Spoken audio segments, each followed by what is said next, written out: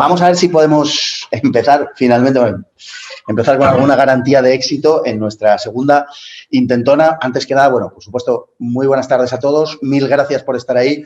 La verdad es que vaya paciencia y franciscana, verdaderamente, porque el asunto no es fácil. Bueno, estamos todos un poco, no sé si acostumbrándonos, medio asustados, a la expectativa con todo lo que va a pasar en todos los órdenes y, lógicamente, esta nueva normalidad que yo, vamos, que de normal tiene muy poco, francamente, de novedoso bastante, y esperemos que, bueno, pues que pase lo antes posible, aunque no sé yo si es propósito de quien nos la impone el que pase pronto, pero en fin, es tema aparte. Entrando en nuestra temática, en la temática de hoy, que es una temática muy compleja porque se ha constituido ya, podemos decir, casi como algo con corporeidad propia. O sea, el Valle de los Caídos se ha convertido en un objeto de diatriba política, de estudio en general, en sí mismo. O sea, ya no como parte de un concepto, como parte de algo más amplio o como, en fin, como antes, hasta hace unos años, era relativamente exótico hablar del Valle de los Caídos. Era una cosa que había por ahí, a 50 kilómetros de Madrid, a la que nadie hacía excesivo caso, y a la vista de lo que hoy comprobamos, pues afortunadamente, pero en fin, hoy se ha convertido en un objeto de estudio y en sí mismo. Y bueno, estos días seguramente habrán asistido con una cierta estupefacción, supongo, como yo, a las declaraciones que ha hecho en Twitter, porque ahora la gente ya no habla, garrapatea en 140 caracteres, o no sé si ya son 280, en fin, en Twitter lo que piensa de las cosas, y normalmente, como se trata de políticos, pues no lo hacen ellos, lo hacen eso que se llama sus community managers, es decir, la gente que les lleva la comunicación en redes, para entendernos. Y decía la vicepresidenta de Gobierno, Carmen Calvo, que, bueno, se ufanaba, vaya, de que se hubiera cumplido el primer aniversario del saqueo de la tumba de Franco, que es en lo que consistió en definitiva. Bueno, yo recordaba un episodio histórico, hay quien opina que es apócrifo, quien asegura que sucedió en la realidad, en fin, no vamos a entrar en ese asunto, que es el episodio que se produjo cuando Carlos V, nuestro Carlos I, el quinto emperador de Alemania de nombre Carlos, en el último de sus viajes se topó con la tumba de Lutero, de Martín Lutero, y conforme a ciertos usos y costumbres de la época, iba a decir felizmente superados, pero ya vemos que no, pues sus acólitos le pidieron que saquearan la tumba de Lutero y echaran los huesos a los perros, que eran cosas que se hacía con el enemigo en una parte de Centro Europa y de la Europa Oriental, y más todavía con los huesos de los herejes, cuando se producía una diferencia sustancial de tipo religioso. Carlos I se negó a realizar tal felonía diciendo aquello de yo no le hago la guerra a los muertos. Y Carlos V tenía, en fin, si alguien tenía razones para haber hecho eso con los huesos de otra persona, era Carlos V con los de Lutero, porque Lutero fue, en fin, la causa de sus mayores desvelos, quien le privó de permanecer más tiempo con su emperatriz Isabel, y quien le obligó a ir 9 veces a Alemania, por lo menos 7 de las 9, ¿no? En fin, Lutero impidió que los recursos del imperio y los recursos de la corona castellana y española se pudieran emplear en otras cosas, y desde luego tenía razones más que sobradas Carlos V para, en fin, para haber hecho algo semejante, si es que algo semejante tiene en algún momento alguna justificación, ¿no? Lutero había sido quien había puesto a Carlos en la tesitura de observar, de comprobar cómo Europa se dividía, ¿no? Lo cual fue, pues, en fin, el mayor de los dolores para el emperador alemán. Y claro, esto contrasta con la actitud 5 siglos después de una gente a la que se supondría, en principio, más civilizada, contra alguien, o al respecto de alguien contra el que no lucharon, contra el que no tuvieron que luchar porque jamás hicieron absolutamente nada contra él, que fue contra Franco. Se les murió en la cama y bueno, pues a la señora Calvo yo calculo que se le ocurriría ser socialista bastante tiempo después. De manera que contrapóngase una actitud y la otra. Una actitud de auténtica vergüenza y de verdadera barbarie. Se ha convertido ya en el Valle de los Caídos en motivo, en piedra de escándalo, en motivo de controversia permanente. y ha sido no por razón de que nadie desde la defensa del Valle de los Caídos lo haya pretendido, sino todo lo contrario, por el asalto de la izquierda al Valle de los Caídos. Lo esencial y lo que tenemos que entender del Valle de los Caídos, ahora hablaremos de su fisicidad, de su aspecto artístico, histórico y político, ideológico, pero fundamentalmente lo que tenemos que entender es el papel que juega en la historia que estamos viviendo hoy en España. Esto es lo fundamental. Vayamos, sin embargo, a empezar por el principio, ¿no? El ataque se debe no a que el Valle sea un lugar de conmemoración de ninguna victoria, que no lo es, lo repito. Se debe justamente a lo contrario, se debe a que es un monumento a la reconciliación, se debe a que esa reconciliación se hizo a la sombra, o mejor dicho, como decía el otro día, a la luz de la cruz, a esa cruz que preside el conjunto monumental. Pero ellos tienen que reescribir su historia. Ellos no pueden aceptar una historia que les haya venido dada y, por tanto, tienen que reasignar un significado a todo aquello que han recibido. ¿Se imaginan ustedes si el Valle de los Caídos fuera lugar de enterramiento tan solo de uno de los dos bandos en liza en la Guerra Civil? ¿Qué no tendríamos que estar escuchando?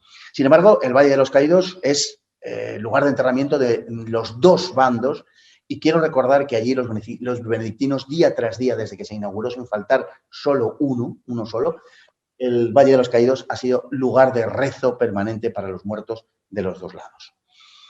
A lo que hoy asistimos, con esas promesas de destrucción de la cruz, a lo que hoy asistimos, decía, es a la penúltima estación del Via Crucis de la memoria histórica por la destrucción del Valle de los Caídos, es su lógica culminación. Una memoria que no es sino el fruto de un retorcido fanatismo acuñado en torno a los preceptos de la izquierda más radical y asumido por grupos terroristas en los años 70, asumido por esos grapo que llegaron incluso a atentar contra el altar del Valle de los Caídos. A través de dicha memoria, la izquierda actual ha asumido los postulados más radicales contrarios a toda reconciliación y a todo acuerdo, proclamada como única visión, proclamando en sustitución de ello su visión de la historia como única, ¿no? La versión izquierdista impuesta a las universidades españolas ya desde hace mucho tiempo como la única versión admisible de nuestra historia en todos los aspectos de la misma y particularmente en lo que hace la historia contemporánea y al objeto de estudio de lo que estamos hablando, del Valle de los Caídos, ha ido elaborándose con el paso de los años hasta constituir lo que llamamos la memoria histórica. Hoy resulta irreconocible la historia hasta el punto de que numerosas personas bien intencionadas y cultas creen esta memoria histórica a pie juntillas, pese a que discrepen en otro orden de cosas de los postulados izquierdistas. Sin embargo, esta parte de su ideología sí la compran. No se dan cuenta del impacto y el significado que tiene aceptar la pureza y la bondad intrínsecas que dicha ley, la de memoria histórica, presupone y que no se dan cuenta, digamos, que eso condiciona el resto de los postulados izquierdistas porque es lo que les da legitimidad. Esta versión comenzó a elaborarse a mediados de los años 70 en una escuela historiográfica que dirigía Manuel Tuñón de Lara. Tuñón de Lara, que a decir de sus propios seguidores, escribía historia a partir de su vivencia personal. Hacía pretendidamente científico lo que era meramente personal. Un hombre adscrito al estalinismo y que siempre mantuvo una especial relación con los servicios secretos de la Unión Soviética, según acusación de otro comunista, de Jorge Semprún, acusación que el propio Jorge Semprún se negó a retirar hasta el último día de su vida. Es decir, que él mantuvo que Tuñón de Lara era un agente del KGB, un agente soviético que pretendía imponer en España una determinada visión de la historia. Hoy, no tan sorpresivamente, numerosos historiadores sostienen unas tesis que hasta no hace mucho eran tenidas por extremistas y por poco ajustadas a la verdad y que, por esa razón, por razón de su radicalismo, resultaban marginales. Con todo, tal interpretación de la historia, marginalizada, radicalizada, permanecía en los ámbitos puramente intelectuales y aunque se imponía, lo hacía, digamos, en esos círculos, pero no salía de ahí. Pero la entrega incondicional que se hizo de las humanidades y de las universidades españolas a la izquierda fue lo que permitió utilizar una versión de la historia que ya apenas tenía contestación en el campo académico, que se había adueñado de todo el campo académico, fue lo que permitió que eso bajase a la arena política. Y esta es la clave del asunto. Así, en los años 90, cuando la izquierda socialista perdió el gobierno, que no el poder, porque el poder no lo han perdido nunca, decía que en los años 90 el PSOE decidió utilizar la historia para recuperar el gobierno a partir de la creación de una narrativa guerra civilista que pasaba por descender la historia a la arena política, como hemos dicho. Recordemos todo aquello del Doberman, todos aquellos mítines donde se empezó a utilizar la historia de España, donde lo que no se había hecho hasta entonces, lo que Alfonso Guerra utilizaba como aquellas alusiones, seguramente que algunos de ustedes lo recuerden, aquello de la monja alférez que decía, y de la Inquisición, cuando le decía a las masas reunidas en las plazas de toros, ¿queréis que vuelva a la derecha? ¿Queréis que vuelva a la Inquisición? Y todas aquellas cosas que decía, ¿no? Bien, pues aquellos polvos, estos lodos, ¿no? Ante el abandono, y esto fue clave, lógicamente, de los herederos de los vencedores de aquella causa que defendieron sus padres, era el modo más directo de hiperlegitimarse. De ahora en adelante, la historia les pertenecía. En noviembre de 2002, y precisamente un 20 de noviembre de ese año, para más INRI, el Parlamento español, encabezado por un Partido Popular que tenía mayoría absoluta, aprobó la condena del régimen del 18 de julio, entre grandes alabanzas de José María Aznar a Manuel Azaña. Con esa decisión, Azaña había condenado al PP a vivir genuflexo ante las permanentes amenazas de la izquierda en esta materia. Pues en este chantaje también sucede, como siempre sucede en los chantajes, que el que lo acepta por primera vez está condenado a aceptarlo ya permanentemente. La llegada de Rodríguez Zapatero al gobierno le permitió a este abordar el asunto desde una posición mucho más cómoda, puesto que ya había sido admitido lo esencial en tiempos de Aznar.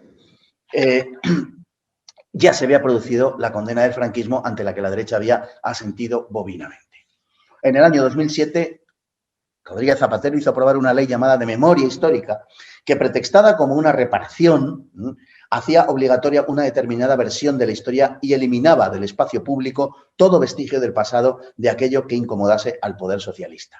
El Parlamento se autoarrogaba la facultad de definir la historia, que se convertía oficialmente en un arma ideológica de primer orden. Como es natural, dicha ley exigía la firma del monarca, que no manifestó ningún reparo al respecto, pese a que su posición al frente del Estado la debía a una decisión de aquel a quien ahora se condenaba. El rey firmaba así su propia ilegitimidad. Hubo entonces quien quiso quitarle importancia al asunto, pero es difícil no contemplar aquellos hechos a la luz de lo que ahora sucede, a la luz del cuestionamiento de la monarquía que hoy estamos viviendo, y colegir que el cuestionamiento de la forma de Estado, precisamente, que ahora está impulsando la izquierda radical, tiene en la ley de memoria histórica su justificación primera. En fin, desbordada por su propia ineptitud, en el mejor de los casos, la impasibilidad de la derecha apenas le ha dejado margen desde entonces, sino para protestar, alegando siempre, por todo argumento, que hay cosas más urgentes que abordar. Y en medio de todo esto, la actitud de la Iglesia, entre temerosa y colaboracionista, como ignorando deliberadamente que una vez culminados los primeros objetivos, le llegará también el turno a ella, y ya parece que comienza a llegarle. La Iglesia ha dimitido de su papel de liderar culturalmente a la sociedad española hace ya mucho tiempo. En los últimos 50 años, su actitud desertora le ha asegurado un vaciamiento de los seminarios primero y un vaciamiento de los templos después. De una Iglesia, en fin, que le resulta simpática a los poderes de este mundo, poco podemos esperar en el orden de defensa del Valle de los Caídos. Es precisamente en ese aspecto que la defensa del Valle tiene un enorme valor. Su destrucción remata, sin duda, el edificio criminal de la memoria histórica. Bien sabe quien tanto quiere destruir el Valle el valor que tiene lo simbólico, el valor de la ocupación del espacio público. Tanto lo sabe que aplica su implacabilidad a un conjunto arquitectónico ubicado entre valles a 50 kilómetros de Madrid, donde nadie que no tenga el exclusivo propósito de visitarlo se ve obligado a soportarlo. Nada les arredra en su despegue de odio y no cejarán en su destrucción. En los últimos años, el Valle de los Caídos ha sido además objeto de una ridiculización absurda que cuestiona su valor artístico, y hay gente, no precisamente amiga de quienes elaboran las leyes de memoria histórica, que parecen estar de acuerdo con esa ridiculización artística. Se trata, claro, de un recurso argumental para justificar que con su corrosión, su reasignificación y su destrucción, nada verdaderamente valioso se pierde. Por supuesto, cada uno puede considerarlo desde el punto de vista artístico como mejor le plazca, pero resulta, digamos, poco defendible restarle méritos a la cruz o a la piedad, a la monumentalidad de la basílica o a los tapices de temática apocalíptica que adornan sus paredes. Y, sin embargo, muchas de estas realidades son ignoradas por un cierto público que se obstina en enjuiciarlo de modo adverso. Aunque no vamos a insistir mucho porque es materia conocida, debemos recordar algunas cuestiones principalísimas a las que en España no damos mucha trascendencia. El conjunto monumental del Valle de los Caídos en sí es una de las más notables construcciones del mundo. Gira en torno a una basílica de 262 metros, excavada en el Cerro de la Nava, diseñada y ejecutada en sus primeras fases por el arquitecto Pedro Muguruza y concluida por Diego Méndez. En los laterales de la nave basilical hay 6 capillas dedicadas a diversas advocaciones de la Virgen María como patrona de los ejércitos. Un tríptico de estilo gótico flamenco adorna cada capilla, así como un frontal de altar en relieve con escenas de la vida de Cristo y de la Virgen. Como antes recordábamos, los hermosos tapices del Apocalipsis que pueden verse en los laterales de la basílica y que son réplicas espléndidas de los originales que encargó Carlos V a artistas flamencos y que sufrieron pérdidas en el camino por causa de un naufragio. Estos se hallan guardados para evitarles la humedad de la nave, pero las copias que se hicieron en su momento para sustituirlos y preservarlos no le van a la zaga, desde luego. A la basílica se accede por unas puertas de bronce macizo cuyos bajorrelieves representan a los 12 apóstoles, cada uno con una frase del credo, según es atribuida por la tradición, y sobre ellos los 15 misterios del Rosario. Sobre la puerta de la basílica, la maravillosa Piedad, obra de Juan de Ábalos, de unos 10 metros de longitud, según se mida pueden considerarse 10 o 12, y 6 de altura, además de 3 metros de profundidad, y que representa la conmovedora imagen de la madre con el hijo muerto en sus brazos tras el descendimiento de la cruz de marcado tono naturalista. Pesa en torno a 120 toneladas, nada menos, es una verdadera barbaridad, y fue elaborada hasta en 5 ocasiones para que alcanzase el tono de piedad en la expresión que se deseaba a fin de presidir la entrada de la basílica. Entiéndase, por tanto, la alegoría que esto supone, una piedad a la entrada de la basílica, no es un símbolo de triunfo, es un símbolo de dolor. Y sobre todo el conjunto monumental, la cruz. Comencemos por decir que con sus 150 metros de altura es la más grande del mundo y solamente eso ya hace de la cruz del Valle de los Caídos algo excepcional. El basamento sobre el que se alza tiene 25 metros y en él están representados los evangelistas de acuerdo a la visión del profeta Ezequiel. Obra de Juan de Ábalos, miden unos 18 metros, las virtudes también representadas 17 y el fuste de la cruz 108 metros. El fuste de la cruz 108 metros. Desde lo más alto de lo más alto de la cruz hasta la explanada, en una proyección desde el punto más alto de la cruz hasta la explanada, la altura es de unos 300 metros. Unos 300 metros, que son 3 campos de fútbol, como el Santiago Bernabéu, puestos uno detrás de otro y alzados hacia arriba. 300 metros. Interiormente, la cruz es de hormigón armado con un revestimiento de piedra. Es hueca por dentro, tiene una cierta oquedad por dentro y tiene una escalera y un ascensor para 4 personas destinados a los servicios de mantenimiento. Bueno, hoy con la mascarilla, el COVID y eso, supongo que más de 2 no podrán subir. En fin, el peso total de la cruz se calcula en unas 200.000 toneladas, que es, no me canso de decirlo, el equivalente a 4 de los más grandes acorazados de la Segunda Guerra Mundial. 200.000 toneladas. Los 47 metros que miden los brazos de la cruz están orientados de norte a sur. Técnicamente es posible salir a los brazos, a las virtudes, a los evangelistas y hasta lo más alto de la propia cruz, mediante una escotilla. La cruz mantiene una oscilación de unos 12 centímetros, que por ser muy lenta no es percibida por el ojo humano. La cruz se mueve, lo que pasa es que no somos capaces, claro, de percibirlo, pero la cruz se mueve, no está absolutamente fija, lo cual le da una mayor flexibilidad al tiempo que una mayor seguridad. El que la base fuese menos ancha que la extensión de los brazos de la cruz, esto fue un asunto muy importante a resolver, hacía que el diseño original fuera irrealizable, por lo que hubo que incrustar la base de la cruz en una hendidura del risco para que no cayese la cruz, ¿no? Es, en definitiva, un trabajo excepcional. Quien diga que esto, en fin, no tiene un valor artístico, además de, lógicamente, técnico, pues, en fin, creo que tiene una idea de la técnica y del arte bastante revisable. El monasterio y la hospedería, la llamada zona monástica, están unidos por arcadas, constituyen un cuadro de 300 metros de largo por 150 de ancho.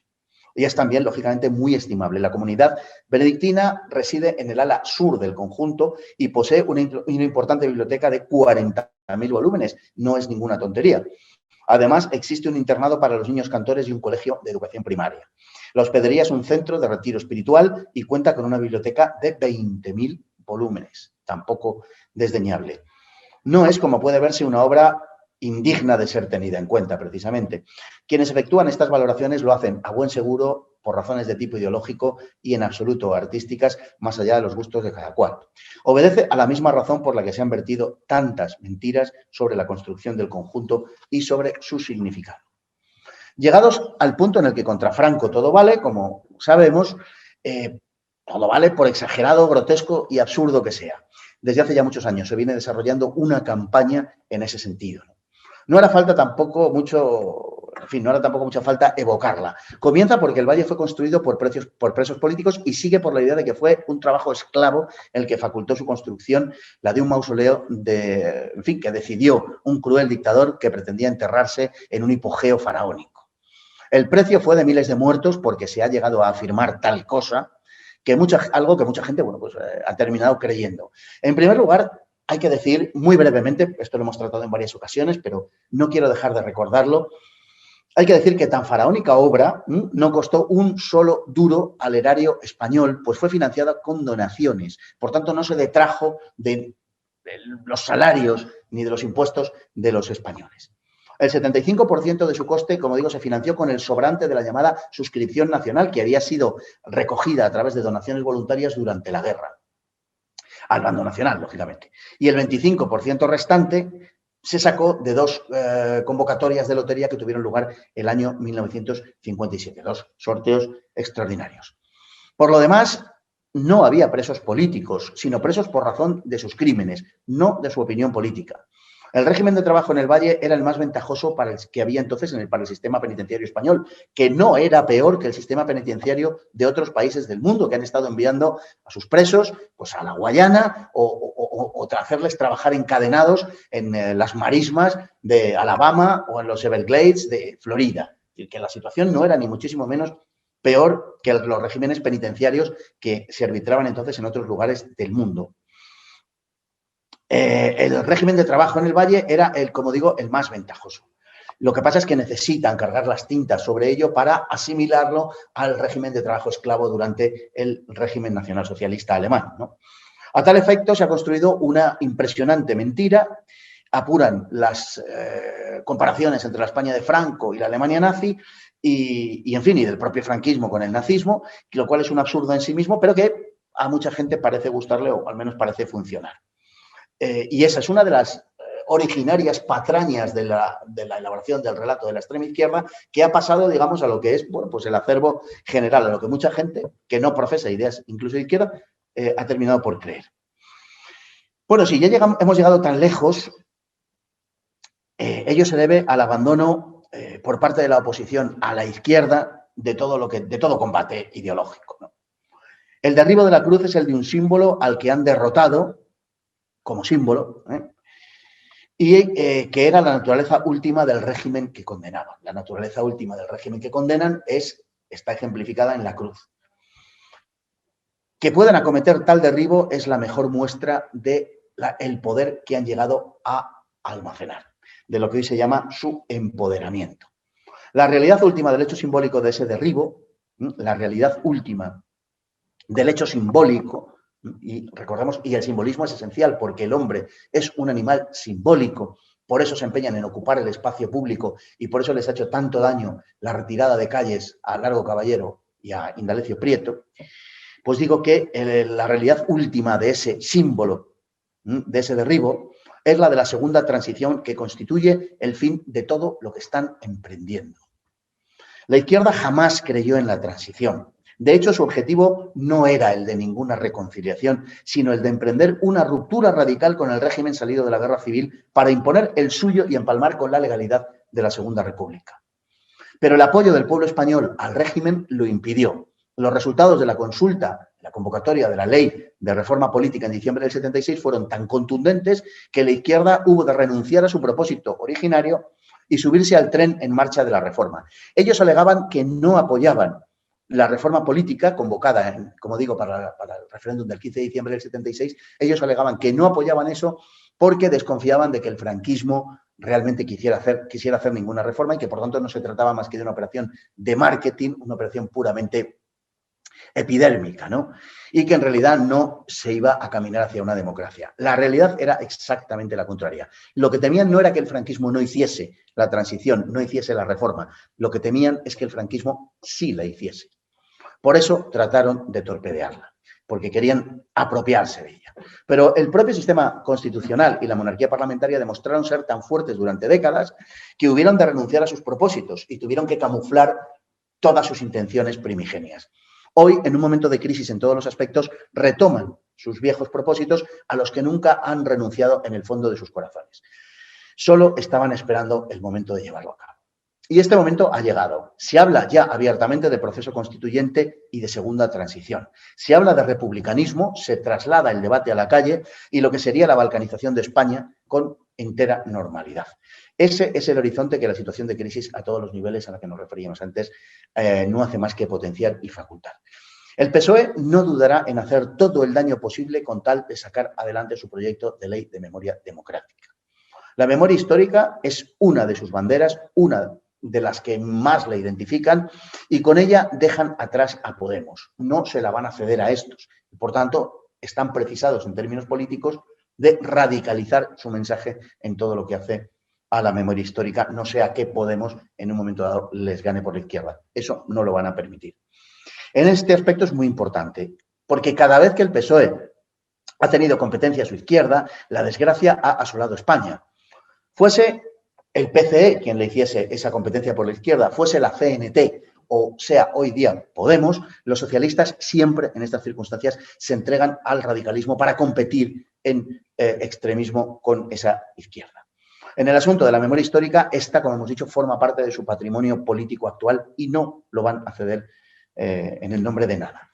Si las instituciones del Estado no son capaces de resistir el embate, caminaremos hacia el modelo sudamericano y todo se vendrá abajo. La Cruz del Valle de los Caídos es el símbolo de esa caída y de lo que quieren derribar. Algo más profundo que un orden político, un orden moral. Nos precipitaremos entonces hacia el caos, una deriva que ya apunta con verdadera fuerza. Las perspectivas, ¿para qué negarlo?, son sombrías. Como dijimos al principio, solo la izquierda puede detener a los talibanes socialistas que otra vez atentan contra nuestra cultura y contra el significado más profundo de nuestra nación. Porque la voladura de la cruz es un atentado contra la belleza, contra la nación y contra la fe cristiana, base de la civilización. El día que esa cruz caiga, si es que lo hace, sabremos que el triunfo de los bárbaros ya es completo. La historia, sin embargo, nos brinda una lección básica, y es que nada puede asegurarse antes de que suceda, aunque todo parezca anunciarlo. Los que sabemos que la historia no está escrita y que el ser humano es su autor, con la libertad con la que Dios nos ha creado, confiamos en que ese símbolo de nuestra libertad, de nuestra nación y de nuestra civilización permanezca en pie para siempre, en advertencia y recordatorio de que un día del tejido de nuestra nación surgieron unos bárbaros que quisieron destruir todo lo que somos. La visión de esa cruz será el mejor símbolo de que no lo consiguieron. En nuestra mano está. Muchísimas gracias.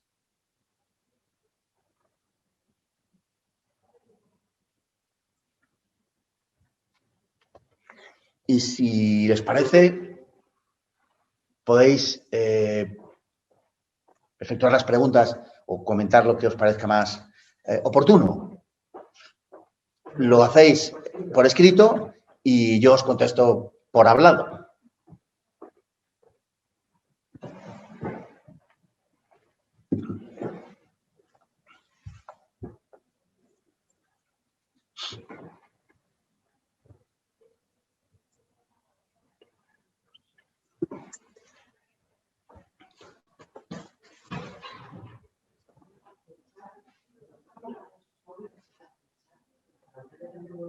Bueno, hay una primera pregunta, que es ¿cuál es la competencia de la Iglesia para evitar el derribo? La Iglesia es la única institución y la única instancia que puede evitar no solamente el derribo de la cruz, sino esa pretendida resignificación de todo el conjunto monumental del Valle de los Caídos a otra cosa, ¿no? Y por ende, pues terminar con ese derribo de la cruz. Yo no sé si, bueno, seguro que en sus sueños más alocados sí que pretenden derribar la cruz. Yo no sé si se van a atrever a hacerlo fundamentalmente por una razón, porque una imagen, bueno, por varias razones. La primera es porque no las tienen todas consigo. La segunda es, otra cosa es que les gustaría, pero la segunda es que el derribo en términos puramente materiales de la cruz es muy complicado, son 200.000 toneladas. No es tan sencillo tirar aquello. Por tanto, tengo mis dudas al respecto. La imagen sería terrible, una voladora de una cruz. Todavía el mundo, tengamos en cuenta que España va muy avanzado en este terreno. España es terreno de pruebas y, en consecuencia, los países europeos, los países occidentales, lo verían probablemente espeluznados, ¿no? Y, en fin, el talibanismo de la acción sería muy contraproducente para un gobierno de ese tipo, que no es precisamente el gobierno con mejor nombre en Europa, como todos sabemos, ¿no? La competencia de la Iglesia es completa por una razón, porque hay unos acuerdos Iglesia-Estado firmados en 1979 y por los cuales la Iglesia tiene una dependencia directa de Roma, al ser, perdón, la Iglesia, la Basílica, una dependencia de Roma. Por tanto, sería la postura de la Iglesia esencial y básica. Solo la Iglesia es quien puede autorizar aquello. Sin la Iglesia no se puede hacer, en fin, sin, como digo, violar todo lo violable. No es fácil, no es factible que eso sea así. Yo estoy convencido de que los contactos del gobierno, de este gobierno absolutamente fanatizado con Roma, las visitas tan recientes como las tenemos en la memoria, en parte, sin duda ninguna, obedecen a una necesidad de sondear la posibilidad de destruir aquello, de expulsar a la comunidad benedictina. Hay todo un proceso para llegar al final, a ese final soñado de la destrucción de la cruz.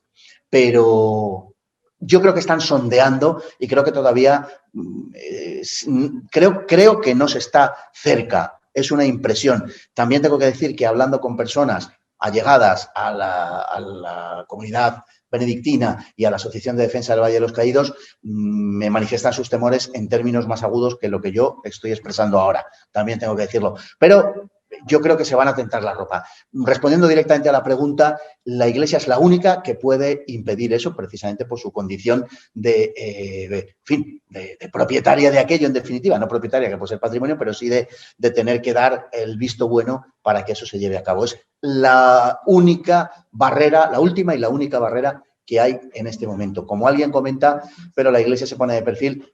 Efectivamente, lo que se está haciendo es eso. La Iglesia se pone de perfil. Yo tengo, en fin, decimos la Iglesia por resumir, todos sabemos a qué nos referimos. La jerarquía eclesiástica y la conferencia episcopal se ponen de perfil en este asunto y no quieren dar esa batalla en absoluto. De momento. Había otras preguntas, yo no sé si nos las hemos... Sí. Procuraré ser más breve en la contestación, pero es que es una pregunta clave.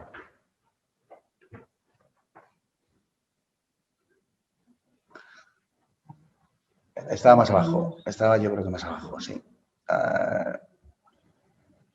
Yo a mí me pasa igual que estas cosas ya tan ultramodernas. Aquí está, vale. A ver. A ver. Europa no tiene nada que decir. Es un monumento artístico. Europa no tiene ninguna competencia en esto para nada. Esto es de patrimonio nacional y también, lógicamente, estamos hablando de la competencia de la Iglesia al respecto. Pero Europa no. Lo único, bueno, en términos, digamos, de imagen, en términos propagandísticos para entendernos, pero no. Europa no tiene absolutamente nada que decir al respecto. Hay otra pregunta. Europa. A ver, perdón, es que estoy con un ratón de estos que no tiene, que no tiene razón. Me explico que hay que manejarlo en la pantalla y soy un poco zarpas.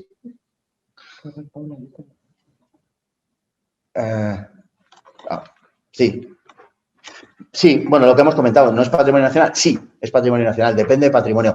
Lógicamente, ahí hay una superposición de competencias. También hay alguna parte que tenía que ver con el Ayuntamiento de San Lorenzo del Escorial. Hay una superposición de competencias. Y al principio, al principio del proceso sí que hubo un cierto choque por esa justaposición entre unas instancias y otras, pero a las alturas a las que hemos llegado, todo eso ya es historia. Ahora mismo solo queda, naturalmente, patrimonio nacional. Hará lo que se le diga, no faltaba más.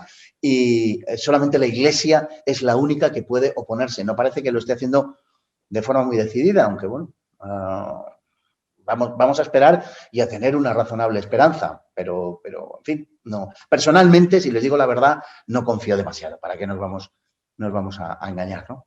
Derribar la cruz destrozaría la basílica de abajo, con toda probabilidad. Es una de las cosas que se está diciendo, efectivamente, 200.000 toneladas. Imagínense si eso cae incluso sobre el risco, por supuesto, podría aplastar todo con toda probabilidad. Por eso digo que yo dudo mucho de que se atrevan a hacerlo. Es decir, levantarlo fue muy complicado, derribarlo, en fin, es una cruz para la eternidad. Esperemos que sea así. Pues la conferencia episcopal no se personó en la basílica para impedir el acceso a la Guardia Civil y del gobierno y evitar la profanación de la tumba, porque es inaudito que se acceda por la fuerza a un templo para sacar a un muerto. Absolutamente. Así fue. Pues, ¿por qué? Pues la respuesta no es más que por cobardía, supongo, o porque están guardando fuerzas para defender el IBI, el que no pagar el IBI. Pero básicamente por esa razón, no es por otra cosa. No tiene más. Es decir, no evitaron el expolio de la tumba de un cristiano, que murió como cristiano, que tuvo el reconocimiento no solamente como cristiano, sino de la propia jerarquía eclesiástica a su muerte, que, en fin, que celebró un funeral de Estado religioso, por supuesto, y de un hijo de la Iglesia, como era Francisco Franco, en cuyo seno quiso morir, como dijo explícitamente en el Evangelio. Bueno, pues ha sido abandonado por la Iglesia en ese sentido, sin ninguna duda. ¿Se sabe si la Catedral de las Fuerzas Armadas y el Museo de la Segunda Guerra Mundial en Rusia se han inspirado en la Basílica? Sinceramente no lo sé, no lo puedo decir porque no me consta, entonces no lo sé. Pero lo preguntaré y lo averiguaré. ¿Se sabe si Sánchez lo ha tratado con el Papa? Sánchez personalmente, casi con toda seguridad, no. Pero estas cosas las tratan, digamos, los segundos escalones. Y con toda probabilidad, sí. Sí, es decir, es algo que también han ido a tratar a Roma sin ninguna duda. Para ellos, tenemos que tenerlo claro, para ellos es muy importante, porque ellos sí valoran lo simbólico y sí valoran lo simbólico y sí valoran la ocupación del espacio público. Por eso no es, como muchas veces se nos dice, una pérdida de tiempo, una cortina de humo y todas estas cosas que se dicen tantas veces de forma desatinada, pelear por cómo se llaman las calles. No es nada disparatado, precisamente. No, lo simbólico y lo público es muy importante. ¿Quién ocupa el espacio público? Y ellos lo saben muy bien, por eso ellos sí dan esas batallas. ¿Las familias de los enterrados allí podrían impedirlo? No podrían impedirlo. Las familias de los enterrados allí, en principio, no se les tocaría. Lo que podrían impedir sería ¿cómo diríamos? Extraer los restos a petición de algunas familias porque otras serían perjudicadas y tienen derecho a que no se toquen los restos de sus familiares. De hecho, como ese argumento se utilizó en origen simplemente para hacer palanca en el tema del Valle de los Caídos, hoy ya casi no se utiliza. Hoy lo de la evacuación de los restos de aquellos que están enterrados ahí sin su consentimiento, que algún caso podrá haber, pero que ese no era el propósito originario, todo lo contrario, ni muchísimo menos del Valle de los Caídos, pues se utilizó al principio como excusa argumental para emponzoñar todo el debate. Hoy, como el debate ya está en otro lado, va por otros derroteros, hoy ya ese asunto prácticamente, si se fijan ustedes, ese asunto no se toca. Porque no interesa, porque ya no sirve para ningún fin. Los familiares, por tanto, solo podrían paralizar todo lo que sean las exhumaciones de los allí enterrados. Pero nada más, no podrían frenar ninguna otra cuestión. ¿Se ha pensado en el impacto ambiental del entorno si se derribase la cruz teniendo en cuenta que está en un parque nacional? O aquí los ecomarxistas no dirían nada. La opción correcta es la B. Aquí los ecomarxistas no dirían absolutamente nada. Claro que hay un impacto ambiental, por supuestísimo, sin ninguna duda, pero eso da igual. Es decir, el objetivo fundamental en este caso, el objetivo ecológico, cede ante el objetivo ideológico del derribo de la cruz y la destrucción del valle. Por supuesto, o sea, no. Esa baza es difícil de que sea, bueno, o sea, hay que jugarla, pero es difícil de que nadie la acepte, ¿no? Había muchas personas que quisieran estar trabajando allí por tener grandes ventajas, así es. Había muchas personas que trabajaban allí, muchas personas de entre los presos. A los presos se les ofrecía poder trabajar en el valle porque se llegaba a redimir hasta 6 días de condena por cada día trabajado en el valle. El trabajo en el Valle de los Caídos era duro. Evidentemente no era un balneario, era horadar una roca para hacer una basílica. El trabajo era verdaderamente duro y sin duda ninguna. Pero el régimen en el que estaban, lo que los presos cobraban y cómo vivieron, trabajo en sí al margen, era, por eso redimían 6 días por uno, o un día equivalente a 6, era muchísimo más ventajoso que las condiciones de una prisión. Primero, estaban al aire libre. Segundo, pudieron llevar allí a sus familias, incluso una pequeña escuela allí. Tercero, podían ir los fines de semana, no estaban controlados. Podían ir hasta el Escorial con sus familias y pasar allí el día de domingo.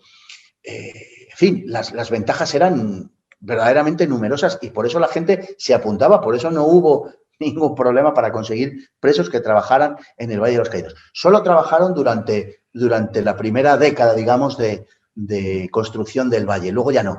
Bueno, ¿cómo serían las cosas? Que una parte de ellos, una vez que terminaron el cumplimiento de su condena, se reengancharon como trabajadores civiles, como trabajadores libres para seguir en la construcción del valle.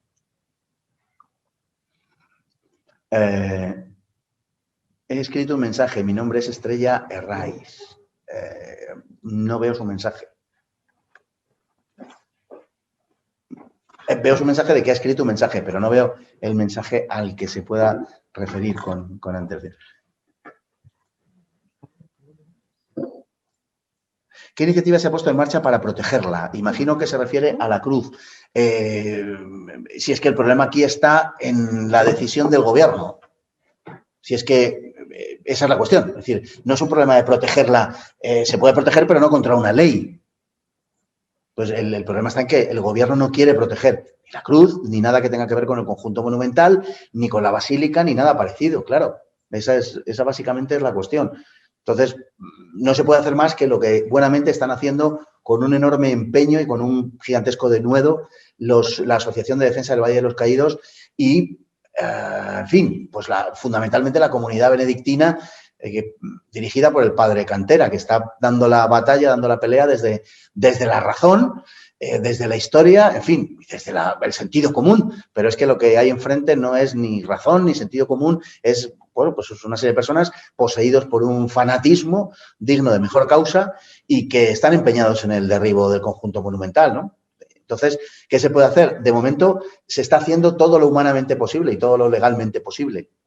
Más allá de eso, en este momento no se puede hacer. Tratar de que no lleven a cabo su propósito, pero va a ser muy complicado porque a partir de enero se va a empezar a debatir la nueva ley de memoria histórica, la ley llamada memoria democrática, y vamos a ver qué encaje tiene el Valle de los Caídos, pero lógicamente va a ser muy malo. Solamente la Iglesia puede poner de verdad una barrera efectiva contra esto, ¿no? Perdón, que es que me he distraído un momento porque había entrado un mensaje. Si la Iglesia no hace nada, apaga y vámonos. Un día derribarán el Vaticano. Bueno, no le digo yo a usted que no. No le digo yo a usted que no. Parece mentira que la Iglesia Católica, que es un depósito, además de muchas otras cosas, pero es un depósito de sabiduría, que la Iglesia Católica no sepa, no haya extraído una lección que permítanme la analogía, cualquier entrenador de fútbol de medio pelo se sabe de memoria. Y es que si no quieres que te metan gol, cuanto más lejos defiendas de tu portería, tanto mejor. Bueno, pues con haber aprendido esa lección, la Iglesia Católica hubiera impedido el traslado, en fin, la exhumación, el saqueo de los restos de Franco, ¿no? Pero parece que esta Iglesia, pues como dice en tantas ocasiones el Santo Padre Francisco, no debe ser autorreferencial, sino que busca la sabiduría en otros sitios, pues parece que se ha olvidado de la sabiduría propia.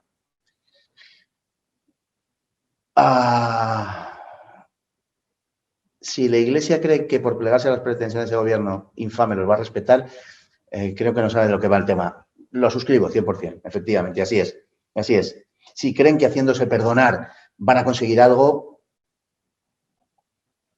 es que, como les digo, no han aprendido mucho, de verdad. Yo no sé hasta qué punto puede haber ahí hasta una cierta, en fin, no quiero faltarle a nadie, pero hasta una cierta connivencia por parte de algunos sectores de la Iglesia.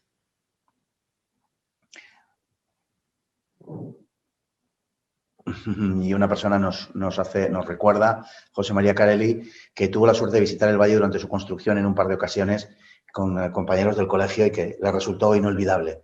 Espero que no tenga que asistir a su derribo.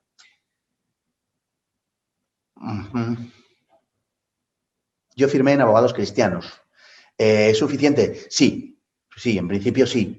Abogados Cristianos está haciendo una labor impagable en muchos aspectos, en muchos terrenos, está defendiendo muchas cruces por toda España.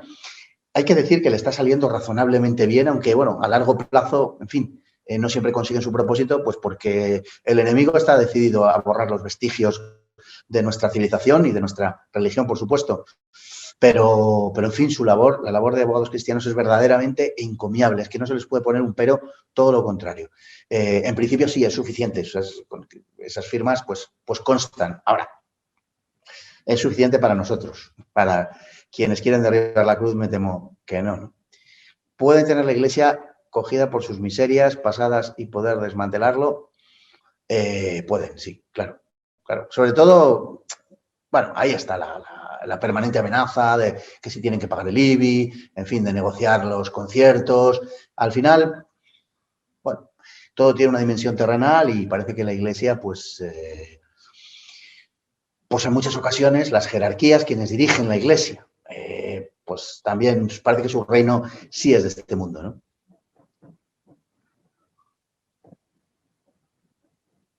¿Qué intereses existe a nivel de los partidos constitucionalistas para asumir esto como hecho, como facto?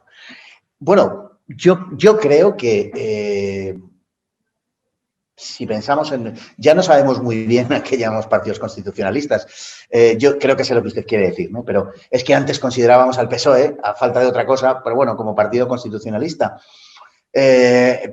Suponemos que estamos hablando de Ciudadanos, del PP y de Vox. Bueno, yo diría que los tres, cada uno de ellos ejemplifica una postura. Vox está en contra de la reasignificación de todo esto, por supuesto, mucho más del derribo de la cruz, etcétera. Yo creo que Ciudadanos está a favor de una resignificación. Yo creo que no estaría a favor de derribar la cruz, pero en fin, de una resignificación del conjunto y de, en fin, llevarlo hacia la memoria democrática. Y el PP, pues que se encoge de hombros, tampoco nos coge a nosotros de nuevas, ¿no? Yo creo que esa es la postura esencial. Ninguno de ellos se ha mojado excesivamente. Los únicos han sido desde Vox, que sí han, en fin, manifestado su deseo de que eso no se toque. Pero Partido Popular y Ciudadanos es un tema que tratan de evitar por todos los medios, ¿no? Recordemos la última actuación en el Parlamento con motivo de la moción de censura del señor Pablo Casado, donde quiso subrayar que este gobierno era el peor de los últimos 40, y repitió 40 años, no sea que alguien confundiera al señor Casado con, en fin, haciendo una valoración siquiera mínimamente favorable del franquismo, lo cual era una idiotez, porque usted puede pensar que el franquismo es legítimo, ilegítimo, lo que usted quiera, pero desde luego los gobiernos del franquismo o los gobiernos de Alfonso XIII eran de una altura infinitamente mayor que este gobierno. Bueno, cualquier comparación haría sonrojar al comparador si supiera un poco de qué habla, ¿no? Por tanto, sí, es desde luego el peor gobierno de los últimos 80 años, no 40. El señor Casado quiso subrayar lo de los 40 años para desmarcarse de todas las maneras posibles del franquismo. A eso están jugando y, por tanto, valga como exposición de lo que podrían hacer o de lo que piensan al respecto del Valle de los Caídos. Para ellos es algo enormemente molesto. Cuanto antes se sustancie todo eso y se lo quiten de en medio, tanto mejor, ¿no? Una iglesia que defendió y protegió a aquel a quien exhumaron, efectivamente. Tiene usted toda la razón. Una iglesia no solamente eso, una iglesia que hoy no existiría, incluso físicamente, o sobre todo físicamente, no existiría en España si quienes ganaron la guerra no hubieran ganado la guerra, sin la menor de las dudas, porque en el otro lado se llevó a cabo un auténtico genocidio y una destrucción y expolio de todos los bienes, no ya solo culturales, sino incluso de todos los bienes, como digo, que sustentan físicamente a las iglesias. Es decir, que eso es absolutamente impepinable. Quien salvó a la iglesia hace 80 años, Francisco Franco, ha sido ignominiosamente abandonado por la Iglesia Católica, aquella a la que amó hasta el último suspiro de su vida, ha sido abandonado por la Iglesia. Esa es la realidad, se juzga como se quiera a unos o a otros, pero la verdad histórica es esa. ¿Organizar una marcha al Valle en su defensa? Yo me apunto. Bueno, le diré que yo también. Posiblemente llegue el momento de hacerlo. Vamos a ver, ¿no? Estoy de acuerdo en el uso simbólico. Perdóneme que es que hay veces que no llego a leer bien. El uso simbólico de la cruz como símbolo de volver a la ruptura biográfica y psicosis.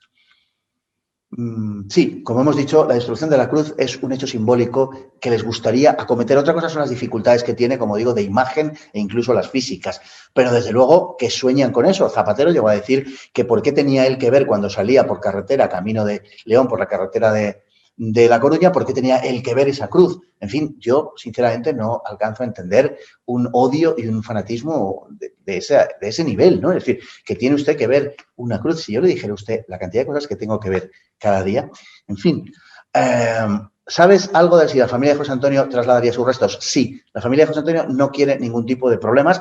La familia de José Antonio hace mucho tiempo que no se identifica para nada con José Antonio Primo de Rivera, que está absolutamente al margen, que considera que José Antonio fue, bueno, un miembro más de su familia sin especial relevancia, que la tuvo durante un tiempo pero de la historia, pero que ya se ha diluido, y pretenden también desligarse por completo de todo esto. No dirán una sola palabra y cuando se produzca el hecho obligatorio de la exhumación, la acometerán por su cuenta y se llevarán a José Antonio a un panteón familiar, no sé si a un panteón o a un, en fin, en cualquier caso, a un terreno propio en la provincia de Cádiz. En este momento no recuerdo si en el puerto de Santa María o en Jerez. Los Primos de Rivera estaban más asentados en Jerez, pero en fin, el puerto tampoco tiene nada que envidiarle a Jerez, con lo cual no sé muy bien dónde llevarán, pero con seguridad a uno u otro sitio. Sí, no van a dar absolutamente ninguna batalla en ese sentido. Todo lo contrario, y además lo hicieron saber cuando todo este tema empezó hace ya unos cuantos años y mucho antes de la exhumación de los restos de Franco. O sea, que no es de ahora. Perdieron muertos con el COVID, no les va a preocupar el Valle, que nos quede claro. Ellos necesitan tener su historia, exactamente. Ellos elaboran su historia. Miren, si lo que nos están contando con la pandemia en curso es absolutamente contradictorio, en una proporción altísima y enorme, es falso, es mentira, si se inventan las cifras, si se inventan la existencia de un comité de expertos que luego reconocen que no existe, pero del que han vuelto a hablar hace 48 horas como si existiera, pero a la vez del que se han negado a dar sus componentes cuando se les ha preguntado. Imagínense, si están haciendo esto con la historia reciente, si están haciendo lo que están haciendo con la historia de ETA, con quienes además gobiernan, ¿qué no van a hacer con lo de la historia de hace 80 años? Pues no hay más que, en fin, proyectar una cosa en la otra para darnos cuenta, ¿no?, de las manos en las que estamos y de lo que están haciendo con nuestra historia. Sabemos que están trasladando en materia educativa sobre este tema a los jóvenes. Bueno, digamos que esto no forma parte de los libros de texto del bachillerato ni de mucho menos de etapas anteriores. Por tanto, bueno, como tal, específicamente la cuestión del Valle de los Caídos o de la Cruz, no, que yo sepa al menos, no tiene un encaje en la narrativa hasta ese nivel. Por supuesto, a partir de ahí, en la carrera, digamos, todo eso, bueno, tampoco se ve específicamente, pero bueno, encaja en un relato, encaja en un relato pues de buenos y malos, que es el que preside la Universidad Española hoy ya hasta unos límites bochornosos, ¿no? ¿Aún están litigando los familiares de Franco? Sí. Aún están litigando los familiares de Franco y quieren llevar esto pues a instancias superiores, a ver si se podría hacer todavía algo, por lo menos aunque fuera una condena de tipo genérico y aunque ya no se tocaran más los restos de Franco. En fin, o a lo mejor sí, pero vamos, sabemos que sí, que están en ello con seguridad. ¿Qué podemos hacer para apoyar a la comunidad benedictina? Una marcha, pues mire, les voy a decir algo. La comunidad benedictina en este momento, y no precisamente por cobardía, no hace falta que se lo diga yo a ustedes, seguro que lo saben, pero la comunidad benedictina en este momento lo que no quiere es ruido. Lo que quiere es esperar y ver. Es verdad que es una postura reactiva, pero tiene que ver, sobre todo, no tanto con la postura de la comunidad benedictina frente al gobierno, que es prístina, que es transparente, sino sobre todo el hecho de que la comunidad benedictina haya sido puesta bajo sospecha, vamos a decir, por parte de la conferencia episcopal, por parte de algún que otro obispado. Entonces, en este momento lo que están diciendo es, cuanto menos se hable de la comunidad benedictina, tanto mejor, sobre todo de cara a la Iglesia, porque la Iglesia además ya ha deslizado la posibilidad de sacar a la comunidad benedictina, en fin, como si el problema, santo cielo, de este asunto fuera la comunidad benedictina. En fin. Pero en este momento lo que a mí me trasladan de verdad desde la comunidad benedictina es que cuanto menos ruido, mejor, sobre todo por la razón que les he dicho, ¿no? Hay que movilizarse sí o sí. Yo también lo creo, pero hay que saber elegir el momento. Entonces, por eso les digo, hacer algo que pudiera perjudicar a quienes están dirigiendo, a quienes están llevando, llamémosle así, la resistencia, mejor consultarlo con ellos, que sin duda ninguna nos lo harán saber. Los comunistas no asumen que perdieron la guerra empezando por la cadena de TV, la secta. Sí, es algo que jamás asumirán, efectivamente. Es decir, ellos creen que la historia se equivocó, que ellos tenían que haber ganado, ¿no?, para instaurar la democracia en España, la democracia popular que nos hubiera hecho felices a todos, tan felices como a los soviéticos o a los búlgaros, sin ir más lejos.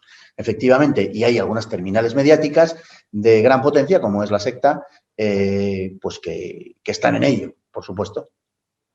En España no se respeta nada, por ejemplo, en Múnich está, para que sepamos que ahí sucedió algo. En España se debe respetar la historia. Está Dachau, entiendo que quería decir Dachau.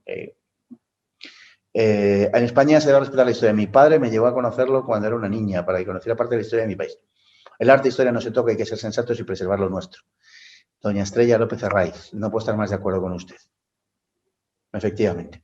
Hay que mantener la historia, hay que dejar la historia como está. Y enseñar, pues, que allí se erigió esto, en la medida de lo posible, no mentir, que se pueda valorar el aspecto artístico y que se pueda valorar también las dificultades enormes de la construcción, la belleza del conjunto y la belleza además del lugar en el que está ese conjunto inserto, que es muy bonito. Bueno, están ustedes, seguro que todos ustedes lo conocen, lo han visto mil veces, pero es que encaja perfectamente en el marco, en la grandiosidad del marco natural. Se eligió con gran tino, ¿no? Que decir esto hoy es problemático porque lo eligió Franco. Entonces, como Franco es el único hombre de la historia de la humanidad que nunca hizo nada bien, ni siquiera por equivocación, pues es complicado. Pero, en definitiva, sí, estoy totalmente de acuerdo. Hay que preservar el arte. Es que esto es verdaderamente talibanesco. De Carmen a todos. ¿Los supuestos partidos constitucionalistas tienen alguna propuesta para su defensa? No, ya le digo yo, ninguna. Carmen, no tienen ninguna propuesta. Básicamente es lo que les he comentado. Uno, se lo quiere quitar de en medio y quiere que pase lo antes posible, que es el Partido Popular. El Partido Ciudadanos, en alguna ocasión, llegó a decir que había que hacer como el Arlington español, un lugar en el que se enterrase a todos los hombres muertos por la patria, en fin, gloriosamente, etcétera, etcétera, y por tanto desproveerle de todo significado. Y Vox, que se ha manifestado partidario de dejarlo como está. Hasta ahí es lo que tenemos. La Cruz del Valle representa el humanismo cristiano de Occidente y quieren derribarla para enseñar allí en la Basílica el humanismo digital del que habla el siervo de Soros. Efectivamente así es. Ya la expresión humanismo cristiano del que habla don Santiago ya ha sido abandonada prácticamente por todos los partidos. El Partido Popular la tuvo hasta hace unos años y quitó lo de cristiano porque era muy feo y muy molesto y la dejó que, bueno, que defiende el humanismo. Y lo de humanismo, si no decimos nada más que humanismo y no le acompañamos de un adjetivo, pues puede ser luego rellenado como queramos. Efectivamente, una parte de su relleno pues puede ser el digital. Tiene usted toda la razón. Roma no paga traidores. España los protege y los hace ricos. Falta de valores en esta sociedad. Los primeros, la Iglesia. Es de bien nacido ser agradecido. Ya lo hemos comentado antes. Efectivamente, la Iglesia no está mostrando precisamente mucho agradecimiento. Y España no solamente paga traidores, sino que además efectivamente los protege. Y no solamente en este tema, sino en muchísimos. Es una sociedad esquizofrénica o esquizofrenizada, si se prefiere. Detestable actitud histórica del PNV ante la Cruz del Valle. Bueno, el PNV fue, después de la extrema izquierda más proterrorista, el primero, o una persona del PNV, el señor Anasagasti.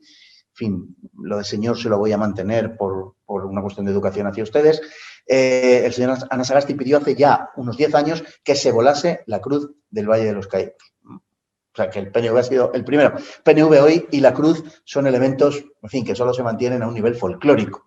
PNV es absolutamente y abiertamente partidario de la ideología de género, del feminismo, del aborto. Por tanto, en fin, aquellos orígenes del PNV son apenas una remota evocación puramente folclórica, ¿no? Yo he ido varias veces y siempre me sobrecoge por su grandeza y espiritualidad. Yo, doña Mercedes León, le digo exactamente lo mismo. Franco, como Colón o Reyes Católicos, son nuestro legado. Por eso estamos así. Nadie se preocupó de inculcarnos ese orgullo. Nadie se preocupó de inculcarnos ese orgullo. Es verdad. Y Franco, como Colón o los Reyes Católicos, claro que también forman parte de nuestro legado y muy eminentemente. En Franco, ellos no odian a un gallego que no llegaba al 1,70 y que, en fin, fue el general más joven de Europa de su tiempo y que fue un héroe de guerra admirado por sus enemigos. Ellos no odian en Franco eso. En Franco lo que odian es aquello que Franco era. En Franco lo que odian es al patriota, en Franco lo que odian es al cristiano, en Franco lo que odian es al hombre de justicia, en Franco lo que odian es al hombre que desarrolló España hasta unos niveles jamás conocidos antes ni después, que es algo que ellos deberían haber hecho y en lo que ellos fracasaron durante mucho tiempo. Por tanto, a Franco lo odian por esa razón. En Franco lo que odian es la significación de Franco, el honor, la lealtad, el sentido militar, el sacrificio. Eso es lo que odian, algo de lo que ellos apenas han oído hablar, pero que jamás han experimentado. Exactamente, esta izquierda está enferma de odio y no pierde oportunidad de generar más odio con acciones que revivan el guerra civilismo, algo de lo que ya veníamos superado completamente los españoles. Así es, así es. Solamente quieren agitar el odio, enfrentarnos a unos con otros y no pierden oportunidad, no tengan ninguna duda. Están enfermos de odio. Esa es la expresión correcta. ¿Hay esperanza en la reacción a España sociológicamente de derechas? Nuestras esperanzas están solo en Vox. Bueno, hay esperanzas en la reacción de la España sociológicamente de derechas. Yo creo que hay una España muy dura. Yo creo que hay una España que lo sigue siendo hasta el tuétano. Yo creo que hay una España que sigue siendo España pese a que se ha hecho todo lo posible porque deje de serlo.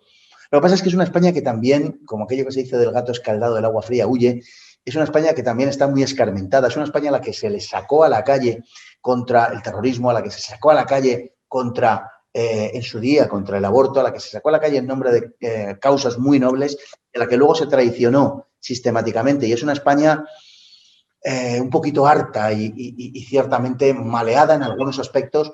Es la España de eso que podemos llamar la derecha social, la derecha sociológica, y que cada vez se está pasando más harta de lo que es el PP a otros partidos, bueno, a Vox, evidentemente, ¿no?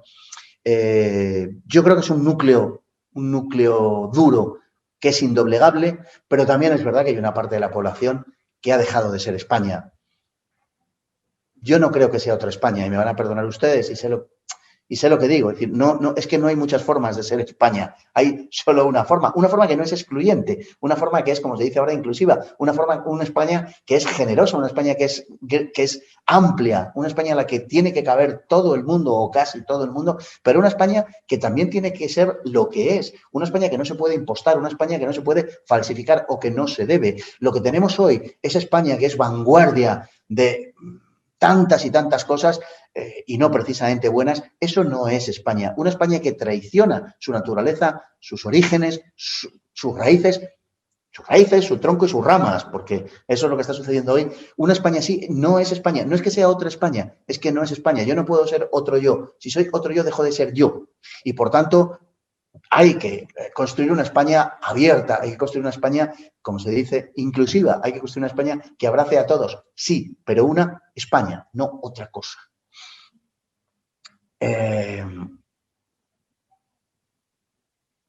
Don Alejandro, que nos deja un saludo y hasta la próxima, y que sea pronto. ¿Se sabe con qué propósito fue Sánchez a ver al Papa y puede tener que ver con el Valle? Entre otras, esto ya lo hemos comentado antes. Creo que la diferencia entre sociedad protestante y católica es la diferencia del respeto a la historia. Bueno, en Alemania han volado también muchos monumentos.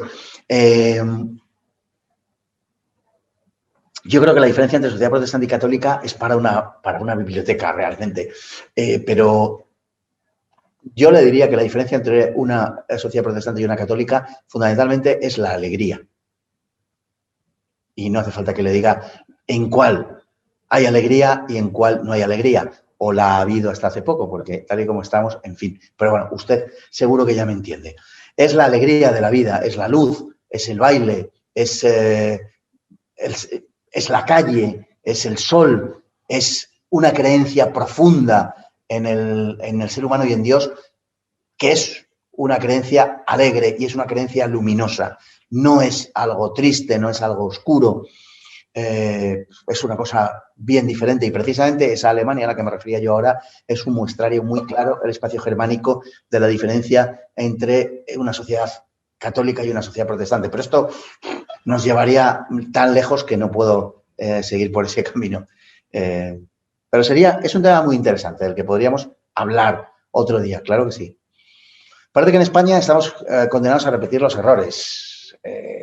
Sí. Yo creo que no estamos condenados, porque no creo que la historia esté escrita, pero sí. En España hay alguien que se empeña en llevarnos por una senda que es la de despedazarnos los unos a los otros. Eso es verdad.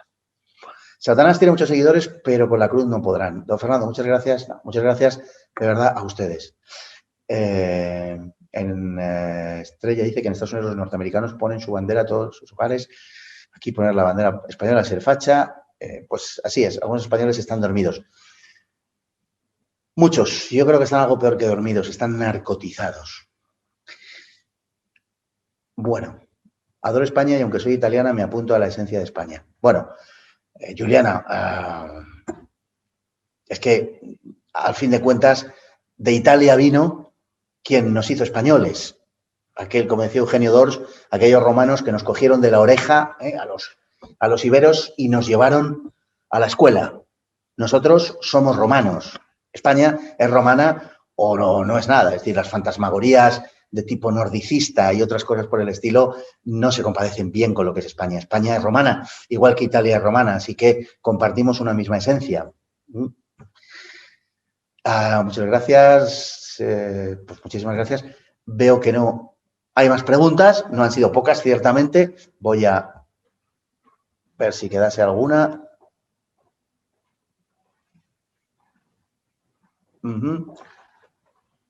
Dicen que la persona al cabo de ser convierte en otra.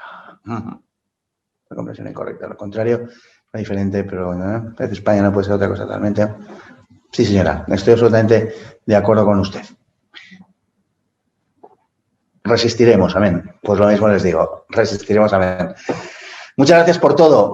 Muchas gracias de mi parte a todos ustedes. De verdad que han sido enormemente pacientes, que sentimos el inconveniente del otro día. Espero que todo el mundo haya podido oírlo y verlo hoy. Y que, bueno, por este procedimiento que no es el mejor, pero que pensemos que sea una nueva normalidad muy poco duradera y muy poco normal, desde luego, esperemos que nos podamos ver mientras esta cosa extraña, sea lo que sea, dure, pues que nos podamos ver pronto y nos podamos escuchar. Muchísimas gracias de verdad a todos ustedes, a todos vosotros, como digo, y hasta la próxima.